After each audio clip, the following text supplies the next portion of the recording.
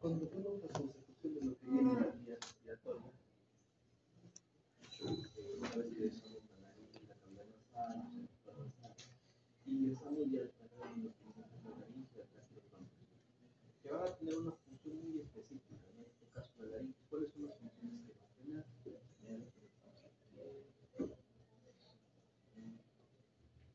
Vital. Vital.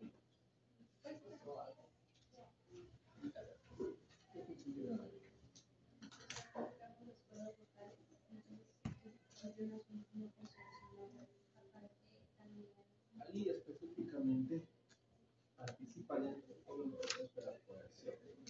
Dependiendo del proceso de la fonación, inicia con el aire expirado, pasando a través de los ligamentos vocales y vesticulares, que son los que van a vibrar y van a generar un sonido, que es el sonido laríngeo. Ese sonido laríngeo luego va a ascender y va a rebotar en nuestra caja de resonancia. ¿Cuál es la caja de resonancia? ¿Senos paranasales? Los senos paranasales en la cavidad nasal, para finalmente emitir un sonido. Participa dentro del proceso de la fonación. ¿Qué otra función tiene?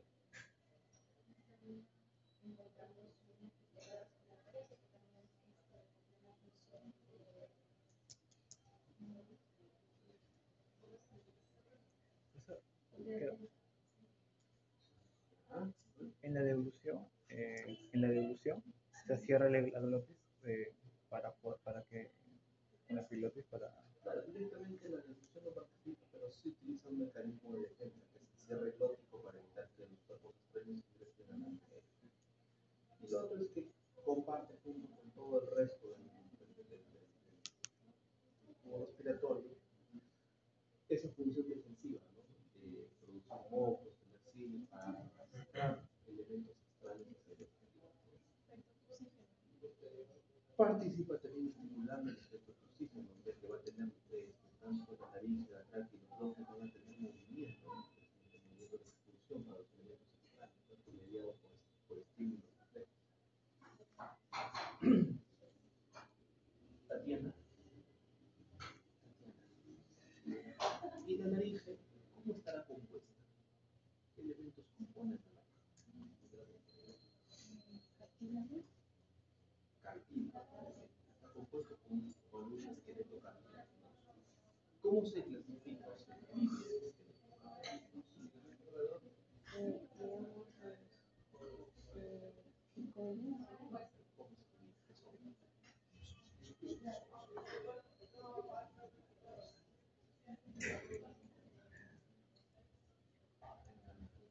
Fabián.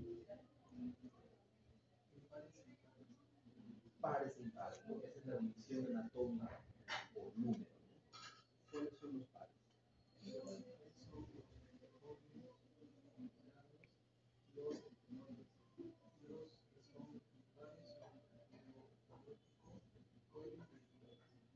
En los pares también lo consideran a los esamoideos, ¿no? Porque cuando están fusionados con los cartílagos, pero en algún momento se están libres, ¿no? Son considerados parte del equipo de muy bien, pues tenemos una división anatómica propiamente, que es un número. Pero también hay una división histológica, ¿no? ¿Cuál es la división histológica? Ya, por la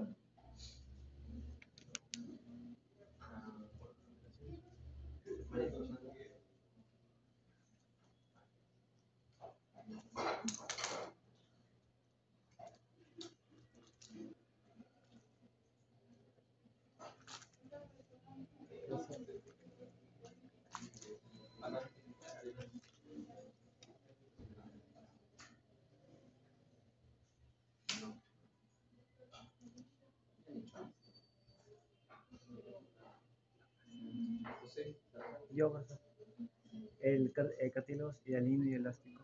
Los grupos hialino y grupo elástico. ¿Cuáles son los hialinos? Los hialinos son si me equivoco, el tiroides y el cricoides. El tiroides y cricoides. Tiroides, cricoides. Y los elásticos son lo que es la aritinoides corniculados y el epiglotis. Ahora, también existe una tercera división o una tercera clasificación. Algunos conocen la clasificación funcional, Principales accesorios. principales y accesorios, dividiendo los principales entre estáticos y dinámicos, ¿no? Siendo los estáticos, aquí luego, Tiroides, cricoides. tiroides y cricoides son los principales estáticos. ¿Cuáles son los principales dinámicos? El epilotis. ¿Y cuál más? Inicia. Epilotis, sí. ¿Cuál? No, ¿Y todo el resto? accesorios. Entonces, se considera que estos tienen una función importante, sean estáticos o dinámicos. Por eso los clasificadores principales del resto no.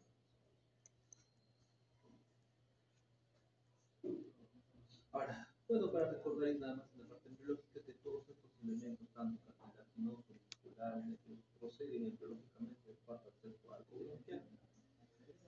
Aquí, ¿por qué es importante aprendernos la laringe? Que no se me viene al futuro. Voy a recordar eso en el futuro. Es parte de la actividad del médico, desde su formación, que aprendamos a intubar. Entonces, en más de una oportunidad, ustedes van a tener una oportunidad de hacer este procedimiento colocando un laringoscopio. ¿Han visto cómo es un laringoscopio? Un tubito con una pala, como que presionamos, que nos sirve para imprimir la lengua. Entonces, la visión más habitual que van a tener es esta, donde vamos a estar a la cabecera del paciente, el paciente en decúbito dorsal, colocan la pala y lo que van a hacer es van a deprimir la lengua para poder observar las estructuras que vienen atrás. ¿Y qué encontramos atrás? Las estructuras laringeas y atrás de esto, el esófago. Entonces, muchas veces esta visión la tenemos que alcanzar cuando vamos a ver a un paciente, sea en emergencia o sea en sala de operaciones. Esta es la visión ideal, una visión perfecta. La vemos muy rara vez. Lo más habitual es que sea lo imperfecto. Normalmente solamente vemos esto. Entonces terminamos intubando bajo memoria anatómica. Entonces ahí tenemos que tener ciertos reparos anatómicos. Y acá, en el proceso de esto, vamos a ir entendiendo o aprendiendo. Uno, a identificar nuestra membrana gloso epiglótica. Dos, a identificar las valléculas epiglóticas. Y si aparece esto, sé que esa pequeña lengüeta que va asomándose es la epiglotis. Y sé que si yo rodeo esa epiglotis, inmediatamente me voy a encontrar con la vía aérea, representada en los ligamentos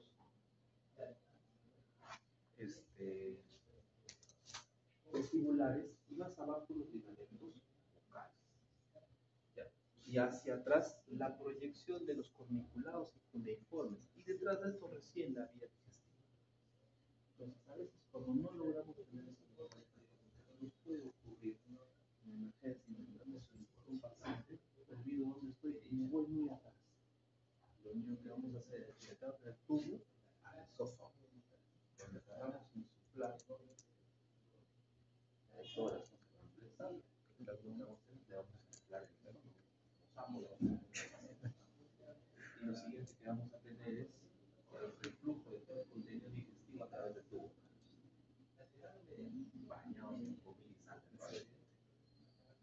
Entonces, hay que tener un recuerdo anatómico de cómo está construida esa nariz desde el punto de vista de la vista aérea superior. Entonces, desarrollando esto, ustedes ya lo han dicho, la clasificación de textos entre pares e impares, y no olvidar, hay algunos epónimos que son importantes. Dentro de estos epónimos importantes, en los impares tenemos los corniculados, se conocen como los de Santorini, y los cuneiformes como Morgani o Crisper. Esto es un epónimo muy usado en Ácara, por eso los he incorporado ahí. Entonces ahí tenemos epiglotis, el tiroides, cartílago cricoides. Y su clasificación funcional, ¿no? La misma que su compañero había mencionado, ¿no? Principales y accesorios. Principales estáticos, principales dinámicos y sus respectivos accesorios. Cuando empezamos a individualizar, vemos que el cartílago tiroides es una función de dos láminas.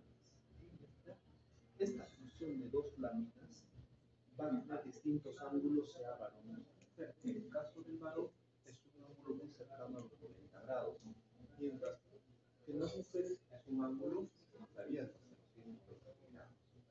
Es por esa diferencia que el varón, al ser un ángulo mucho más cerrado, mucho más prominente, ustedes pueden palpar su masa, conocido así. Lo que están palpando en esa zona es un distintivo cartílago tiroides. Ahora, el cartílago tiroides va a tener como vecindario, como relación superior, el hueso hioides, y como unión su membrana tiroidea. ¿Sí? Hacia abajo va a tener comunicación con el cricoides a través de tanto de sus superficies articulares como de la membrana cricotiroidea. Entre estas dos membranas, esta es la más importante. Yo me imagino parte de la cultura popular del México, han visto series de médicos que abundan en esto, HBO y lo demás, donde el actor principal que es médico se enfrenta a un paciente que no puede respirar y agarra y le clava lo que tiene en la mano. Que también, Respira. para que también emergencia.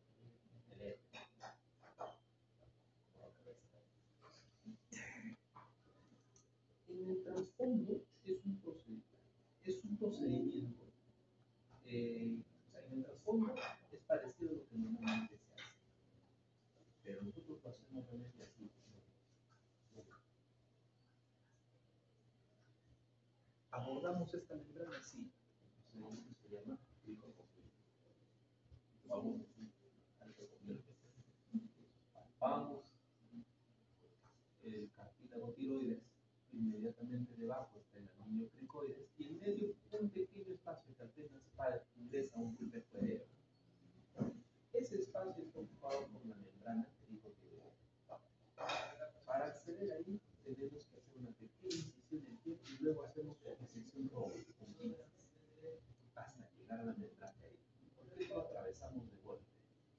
Porque en medio encontramos en la estructura cervical músculo, vasos sanguíneos.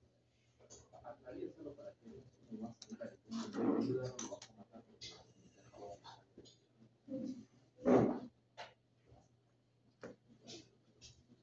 Entonces, nosotros hacemos una incisión roja. Más, para tomar la suerte tenía el lóbulo medio tiroideo conocido como el lóbulo B, la lobé. La mala suerte que el lóbulo de la lobé colgando ahí, lo atravesaste con la mano, lo que tengas en la mano, pasa. Probablemente el procedimiento sí se hace, pero se hace en unidades de cuidado clínico. Atraviesa, presiona, se llega a la membrana, se rompe o se corta la membrana y se introduce el cartílago, tratando de minimizar el sangrado para que realmente pueda servir de identidad por ese sangrado. En el trasfondo hay una idea muy común, pero en el efecto real se hace distinto. Ahora, el cartílago tiroideo tiene en la porción posterior dos astas. Las astas superiores, las astas inferiores. Las astas superiores nos sirven para inserción ligamentaria. El ligamento tiroideo lateral. Entonces, astas posteriores son laterales. Van a unirse con el hioides a través de la membrana. La membrana o ligamento tiroidea lateral. ¿Ya? Mientras que las astas inferiores sirven para articular con el cricoides, es decir, tienen facetas articulares. Uno fija ligamento, el otro articula. ¿Se entiende? Cuando hablamos del cricoides, el cricoides tiene su estructura anular, en el cual el diámetro antero-posterior es mayor que el diámetro transverso, como en toda la vida aérea.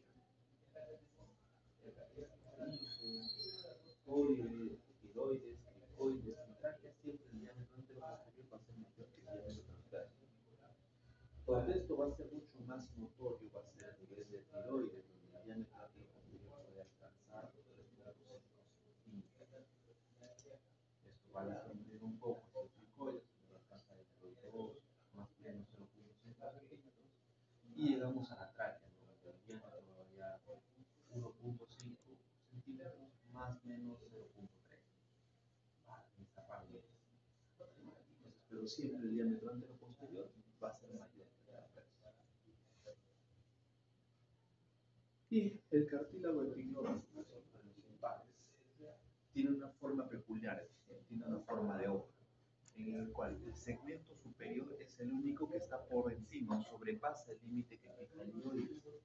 Y dos, el segmento inferior termina en una zona muy adelgazada que se llama tallo epiglótico. Ese tallo epiglótico va a insertarse en la cara posterior del cartílago tiroides. Estas dos láminas se va a insertar por atrás a través del ligamento tiroepiglótico.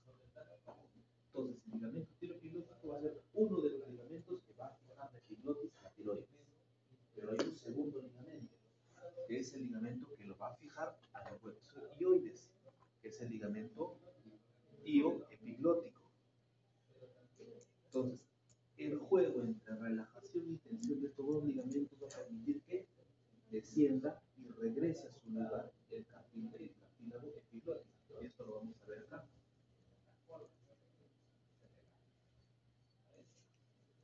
Entonces ahí tenemos cartílago tiroides, membrana tiroidea, hacia acá atrás aritenoides, uniformes o precorriculados, los dos ligamentos que sostienen al cartílago epiglótico.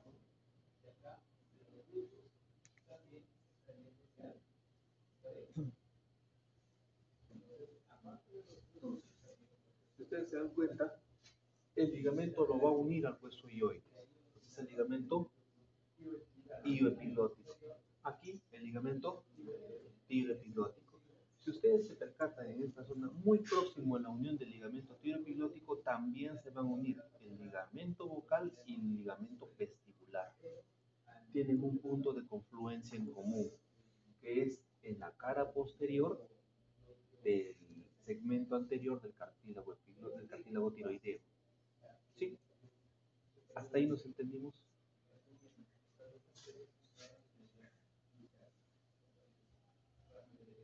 Ahora, acá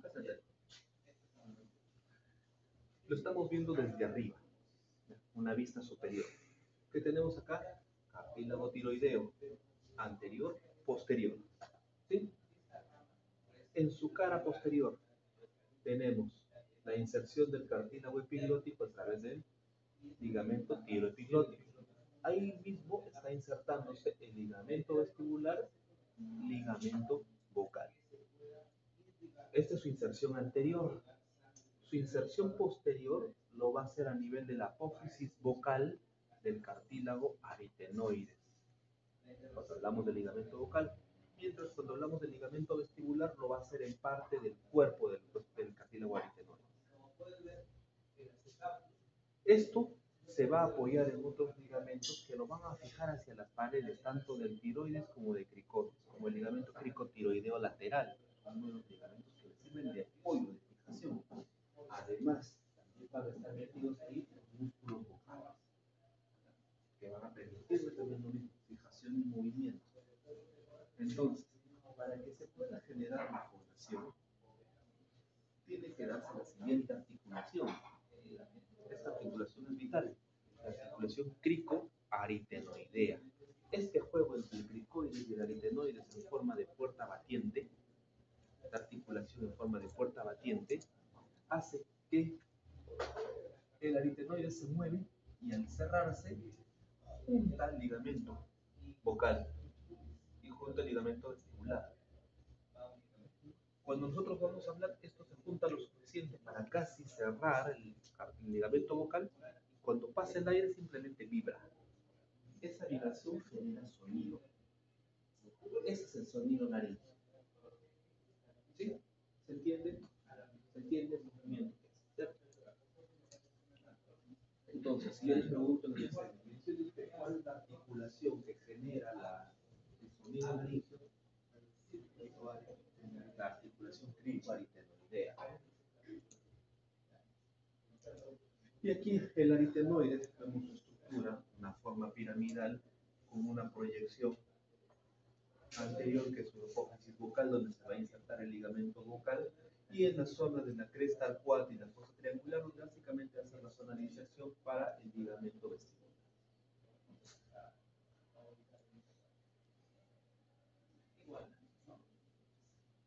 Esta es una generación bien alta, donde tenemos una vista anterior que es fácilmente reconocible en la estructura, ¿cierto? Cilioides, membrana, tiroides, membrana, cricoides. Es una visión lateral donde además tenemos la presencia de las dos astas, ¿no? El asta superior que va a tener al ligamento tiroideo lateral, mientras que en la asta inferior tenemos directamente su articulación con el hueso, con el cartílago cricoide. Y aquí una vista netamente posterior, ¿no? Nuevamente lo mismo, ¿no? Estamos viendo por atrás. Aquí tenemos hueso ilioides, cartílago tiroides, cartílago cricoides, cartílago epiglótico con su inserción en la cara posterior del cartílago tiroideo, cartílagos aritenoides con sus respectivos ligamentos vocales y vestibulares. Entonces, ya lo vimos por fuera. Ahora vemos cómo se construye por dentro. Entonces, a esta estructura que es tubular, lo que hemos hecho es le hacemos un corte posterior para abrirlo como un libro. ¿Qué es lo que vamos a ver acá? La entrada a la laringe. Esta entrada está compuesta básicamente por la epiglotis y todo este espacio se conoce como el abitus laríngeo. ¿Qué vamos a encontrar acá? Repliegues o pliegues mucosos. Estos repliegues o pliegues mucosos son los pliegues aritenoepiglóticos. ¿Por qué? Se van a proyectar desde la epiglotis hasta el aritenoide. ¿Por qué son importantes? Porque en su mucosa vamos a encontrar abundantes quimioreceptores. Estos quimioreceptores son los que van a activar la respuesta refleja del cierre de epiglotis o incluso la respuesta refleja de la tos. ¿Sí? Todo esto mediado por el sistema nervioso, a través del nervio laríngeo superior, la recurrencia superior, que rama del rabo. Entonces, tenemos esto en la porción superior. En la porción media tenemos tres estructuras importantes. Pliegue o ligamento vestibular, pliegue o ligamento vocal. En medio un saco ciego, que es el ventrículo laríngeo. Estas tres estructuras conforman un espacio, el espacio glótico, la glotis. Aquí encontramos la glotis. Entonces, esto hacia arriba será el espacio supraglótico y esto hacia abajo será el espacio infraglótico. Entonces, hablemos de límites. El espacio supraglótico tendrá como límite superior borde epiglótico y como límite inferior la membrana o pliegue o ligamento vestibular. Mientras que el espacio infraglótico tiene como límite superior ligamento vocal y como límite inferior el borde del cricoides. ¿Se entiende? No entendí, ¿no? Sí.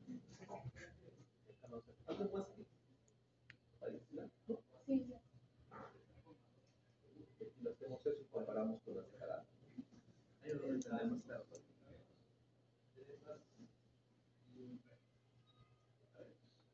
Acá.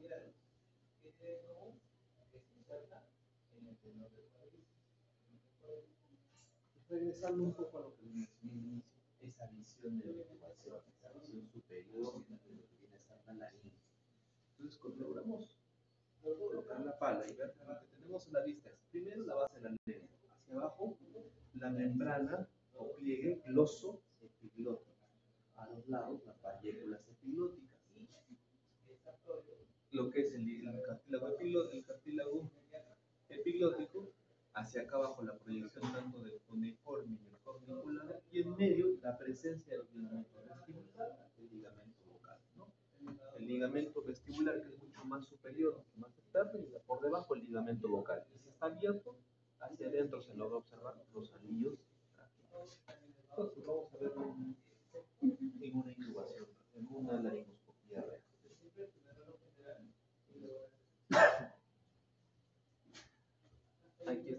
esté viendo, piso de la lengua, membrana glosoepiglótica, valléculas epiglóticas, ligamento o cartílago epiglótico, proyección del corniculado y cuneiforme y abriéndose, ligamento vestibular y ligamento vocal.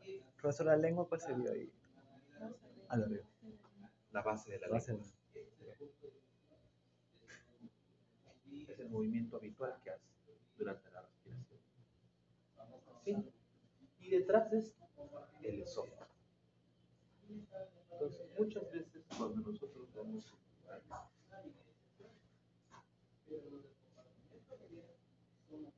quisiéramos tener esta visión. Es la visión perfecta. No falla. El internet dura. Así. Te dice por aquí. Hasta la flechita. Ingrese por aquí. ¿Por qué? Porque así es bastante fácil hacerlo.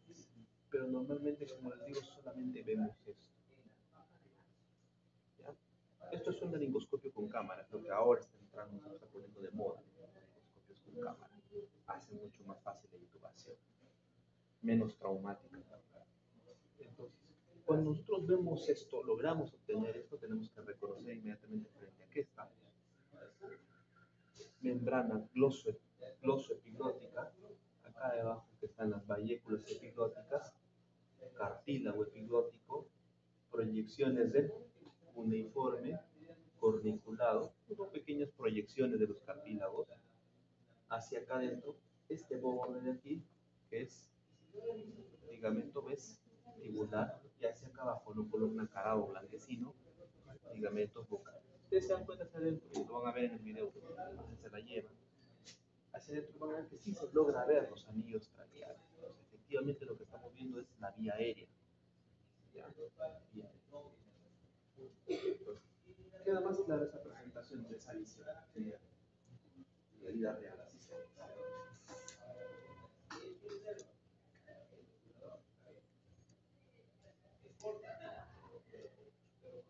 Ahora, todas estas estructuras se fijan, sobre todo con estructuras musculares, se estabilizan con estructuras musculares.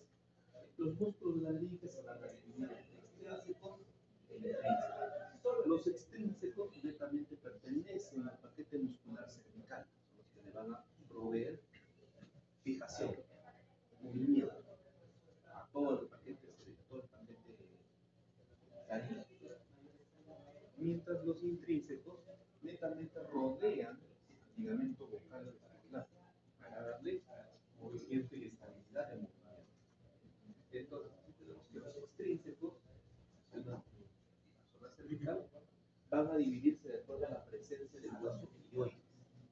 Entonces, por encima del ilioides, que es el más largo, suprayoideos. Están de ilioides hacia la clavícula. Manubrio esternal, los infrayoideos. Los suprayoideos, característica, van a estar inervados principalmente por la tercera rama del trigémino y por la primera raíz cervical, mientras que los infrayoideos están inervados por las raíces de C1 a C3, característica neurológica. Funcionalmente, los suprayoideos elevan la nariz, los infrayoideos deprimen.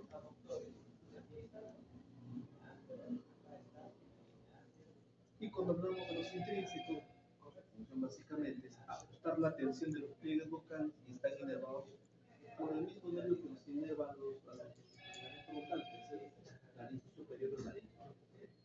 Este nervio es sustancialmente muy importante. ¿Por qué? Él es muy todo el paquete que inerva el laringe superior. Eso les han enseñado desde el siglo pasado en la anatomía de tiroides.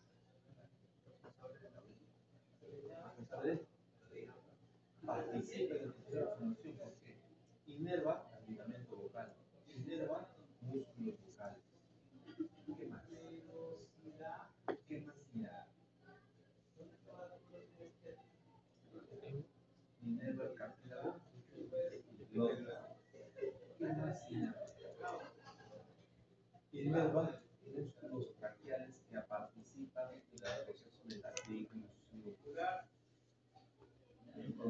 Este nervio se lesiona, tenemos un paciente con trastorno de la fonación, aponía disponible, con trastorno en la deglución, porque se altera la posibilidad de poder movilizar los músculos por trabajo de forma voluntaria. Y tres, si se paraliza el cartílago epilótico, no hay nada que se pueda hacer de que no es importante. ¿Cuándo pasa esto? Cuando se operan sobre todo el cáncer de tiroides. El cáncer de tiroides desconfigura toda la anatomía tiroidea y a veces toma el nervio laríngeo superior. Cuando lo toma, hay que sacar el limón, es imposible diferenciarlos y separarlos. Entonces, como secuela, el paciente sabe que las heridas sin hablar, probablemente un tubo de traqueotomía, tricotomía, para poder respirar, y probablemente con una sonda nasogástrica para el todo eso en magnitud del daño que se genera en el nervio es pequeño, pero es muy importante por la cantidad de estructuras que deben pasar. Como característica entre los músculos intrínsecos, solo el cricotiroideo es inervado por una rama, que es la laringe externa, y todos los demás por el laringio recurrente. Entonces, lo que les mencionaba, ¿no? El movimiento de esa articulación cricoaritenoidea, generando el movimiento del ligamento vocal y el ligamento vestibular, tanto en la fonación donde vibra, o en el susurro, ¿no? Cuando están en el examen y están intentando pasar la respuesta, y susurran, está cerrado la zona del ligamento vocal, pero entreabierto la zona o el espacio interaritenoideo, para permitir solo un pequeño paso de aire.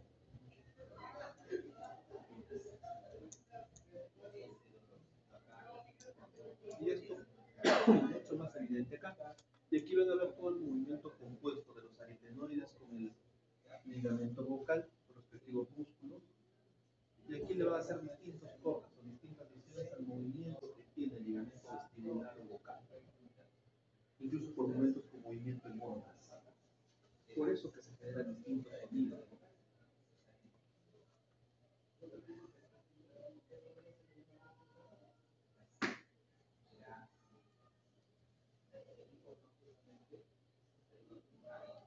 Cartílago epilótico, tiroides, aritenoides, ligamento vocal, por arriba el ligamento vestibular. Le hace un corte, como si fuera un corte cromático de ese movimiento. Esta es su inserción cerca del ligamento epilótico y un corte coronal. Cómo se mueve el espacio de ese movimiento para permitir el juego de los sonidos. Se entiende entonces la mecánica de cómo se genera el movimiento y los sonidos. ¿Sí?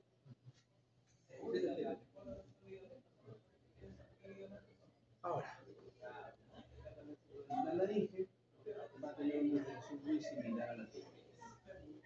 Entonces tenemos aquí la arteria laringe superior, arteria laringe inferior. Arteria laringe superior, rama de la tiroidea superior. La tiroidea superior, la rama de la carótida externa. La carótida externa, rama de la carótida común. Y la carótida común, bueno, ya ahorita y la laringe inferior va a ser rama de la tiroidea inferior. Y la tiroidea inferior es rama del tronco tirocervical, rama cervical. Las dos ramas imbrican. En cuanto al drenaje venoso, tendremos las dos laringes, laringe superior, laringe inferior.